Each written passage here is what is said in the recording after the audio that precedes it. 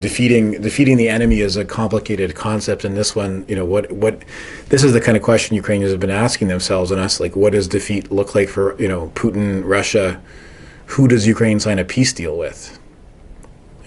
Who's in power in Russia, and what does that look like? And Putin has hung on. Nobody's pushed him aside. None of these sanctions have yet toppled him or his regime. So there are very difficult questions ahead on sort of what does that.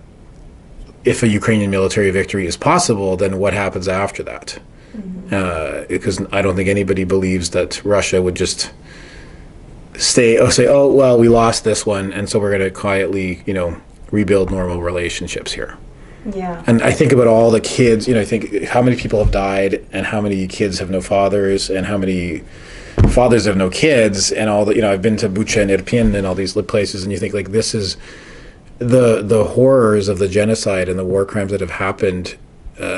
It's not forgivable, and the concept that there would be no justice, for these kind of consequences. When we know, there's been tons of investigations about, they know which unit was where, and they have recordings of all these people on the Russian side talking to each other about the horrible things they've done. So I think that the horror scenarios are kind of muted by the justice scenarios, and sort of the talking about international justice, criminal tribunals, accountability. That's what kind of gets us through here in terms of thinking about that there should be and will be an accounting for who's done what here.